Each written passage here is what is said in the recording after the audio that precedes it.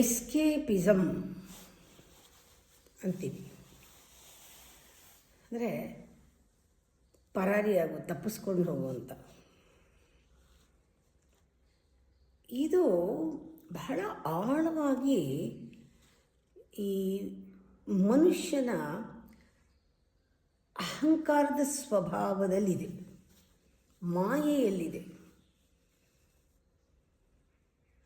ನೋಡಿ, ಜೀವನ ಒಂದು ಸದವಕಾಶ. ಇದು ಯಾವಾಗ ನಮಗೆ ಗೊತ್ತಾಗುತ್ತೆ? ಜೀವನೋಪಾಯಕ್ಕಾಗಿ ಬದುಕಿದ್ರೆ ಗೊತ್ತಾಗಲ್ಲ. ಜೀವನದ ರಸ ಏನು, ಯಾಕೆ ನಾನಿದ್ದೀನಿ ಅಂತ ಪ್ರಶ್ನೆ ಬಂದಾಗ, ಹೌದಲ್ಲ, ಇದು ಬದುಕೋದೇ ಒಂದು ಅವಕಾಶ ಅಲ್ಲ, ಸದವಕಾಶ. ಜೀವನವೇ ಸದಾವಕಾಶ ಆದಮೇಲೆ ಅವಕಾಶನ ಉಪಯೋಗಿಸ್ಕೋಬೇಕಲ್ವಾ? ಉಪಯೋಗಿಸ್ಕೊಳ್ಳೇಬೇಕು. ಯಾಕೆ? ಬಹಳ ಸೂಕ್ಷ್ಮ.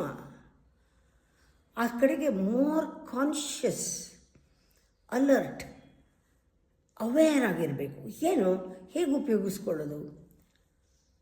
ಆಗಲೇ ನಮ್ಮ ಜೀವನದಲ್ಲಿ ನಾವು ಒಂದು ಕ್ರಿಸ್ಟಲೈಸ್ಡ್, ಮೋರ್ ಸೆಂಟರ್ಡ್, ರೂಟೆಡ್ ಅಂತ ಹೇಳಲ್ವಾ, ಸ್ಟಡಿ ಅಂತ, ಹಾಗೆ ನೀವಾಗಕ್ಕೆ ಸಾಧ್ಯ. ನೋಡಿ, ಒಂದು ಬೀಜ ಮಣ್ಣನ್ನು ತಪ್ಪಿಸ್ಕೊಂಡ್ರೆ, ಯಾವುದೋ ಒಂದು ಕಲ್ಲು ಮೇಲೆ ಬಿದ್ದರೆ, ಗುಹೆನಲ್ಲಿದ್ದರೆ, ಮಣ್ಣಿಲ್ಲ ಅಲ್ಲಿ, ಎಸ್ಕೇಪ್ ಆದರೆ ಸೇಫ್ ಆಗಿರ್ಬೋದು. ಆದರೆ ಅದು ಮಣ್ಣಲ್ಲಿ ಸಾಯತ್ತೆ. ಆದರೆ ಆ ಸಾವು ಬೇಕು, ಆ ಸೇಫ್ಟಿ ಬೇಡ. ನಮ್ಮ ಜೀವನದಲ್ಲಿ ನಮ್ಮ ಅಹಂಕಾರಗಳು ಎಷ್ಟೋ ಡಿಸ್ಟ್ರಕ್ಷನ್ ಆಗಬೇಕು, ಲಯ ಆಗಬೇಕು. ಒಂದು ಸೃಷ್ಟಿ, ಕ್ರಿಯೇಟಿವಿಟಿ ಬರಬೇಕಾದ್ರೆ ಆ ಮಣ್ಣಲ್ಲಿ ಒಂದಾಗಬೇಕು. ಆಗಲೇ ಬೀಜ ಸತ್ತು ಅದರಿಂದ ಹೊಸ ಒಂದು ಗಿಡ ಹುಟ್ಕೊಳ್ಳೋದು ಸಾಧ್ಯ. ಗಿಡ ಆಗೋದನ್ನು ತಪ್ಪಿಸ್ಕೊಳ್ಳೋದಿದೆಯಲ್ಲ, ನೆಕ್ಸ್ಟ್ ವರ್ಷನ್ ಆಗೋದು ನಾವು ತಪ್ಪಿಸ್ಕೊಳ್ಳೋದಿದೆಯಲ್ಲ, ಬೀಜವಾಗಿ ಸಾಯೋದಿದೆಯಲ್ಲ, ಆ ಟ್ಯಾಲೆಂಟ್ನ ಬಳಸ್ಕೊಳ್ಳೋದೇ ಇರೋದಿದೆಯಲ್ಲ. ಹೌದು, ಆ ಒಂದು ಬೀಜ ಸಾಯೋದು, ಪ್ಲ್ಯಾಂಟ್ ಬರೋದು ಒಂದು ರಿಸ್ಕ್, ಒಂದು ಅಪಾಯ. ನಮ್ಮ ಜೀವನದಲ್ಲಿ ಅವಕಾಶ ಇದೆ, ಅವಕಾಶ ಅಪಾಯ. ಅದಕ್ಕೆ ಇಡೀ ಪ್ರಪಂಚವೇ ವಿರುದ್ಧವಾಗಿದೆ.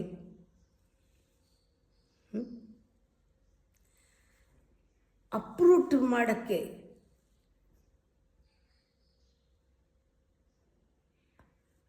ಅದನ್ನು ಸುಡೋಕ್ಕೆ ನಾವೇನು ಮಾಡಬೇಕೀಗ? ಅವಕಾಶನ ಬಳಸ್ಕೊಂಡು ಎದುರಿಸ್ಬೇಕು. ಆದರೆ ಎಲ್ಲರೂ ಕೂಡ ಆ ಬೀಜ ಹಾಕಿದ ತಕ್ಷಣ ಎಷ್ಟೋ ಸತಿ ಅದು ಉಳಿಯೋದೇ ಇಲ್ಲ, ಹಾಗೆ ಮಾಡ್ತಾರೆ. ಮಕ್ಕಳಿಗೂ ಇವಾಗ ಒಂದು ಗಿಡ ಹಾಕಿ ಮಕ್ಕಳಿಗೆ ಗೊತ್ತಿಲ್ಲ, ಕಿತ್ತು ಬಿಡ್ಬೋದು, ಪ್ರಾಣಿಗಳು ತಿಂದುಬಿಡ್ಬೋದು. ಆ ತೋಟದವನೇ, ಮಾಲಿನೇ ಬಂದು ಆ ಕಳೆಗಳ ಜೊತೆ ಅದನ್ನು ಕಿತ್ತು ಹಾಕ್ಬಿಡ್ಬೋದು, ಇಲ್ಲ ತೆಗೆದು ಇನ್ನೊಂದು ಕಡೆ ನೆಡಬಹುದು. ಏನು ಬೇಕಾದರೂ ಆಗ್ಬೋದಲ್ವ. ಇಲ್ಲಿ ಎಲ್ಲೂ ನಾವು ಎಸ್ಕೇಪ್ ಆಗೋಕ್ಕಾಗಲ್ಲ. ನಾವು ಎದುರಿಸ್ಬೇಕಾಗತ್ತೆ, ಜೀವನನ ಹೋರಾಡಬೇಕಾಗತ್ತೆ. ಇದನ್ನೇ ಹೋರಾಟ ಅನ್ನೋದು. ಸಮಸ್ಯೆ ಇಲ್ಲದೆ ಗಾಳಿ, ಮಣ್ಣು, ಎಲ್ಲ ಪ್ರಾಣಿಯಿಂದ ಎಲ್ಲ ಭಯ ಇಲ್ಲ, ಎಲ್ಲ ಕರೆಕ್ಟಾಗಿ ನಡೆಯುತ್ತೆ ಅಂತ ಹೇಳೋಕ್ಕಾಗಲ್ಲ. ಬೀಜ ರಕ್ಷಣೆಯಲ್ಲಿ ಸಮಸ್ಯೆ ಇಲ್ಲ. ಆದರೆ ಅದು ತಪ್ಪಿಸ್ಕೊಂಡ್ಬಿಟ್ರೆ ಹೇಗೋ ಬೀಜ ಬದುಕತ್ತೆ. ಅದಕ್ಕೆ ಹೇಳ್ತಾರೆ, ಹುಟ್ಟಿಸಿದ ದೇವರು ಊಟ ಕೊಡಲ್ವಾ, ಅನ್ನ ಕೊಡಲ್ವಾ, ನೀರು ಕೊಡಲ್ವಾ ಅಂತ.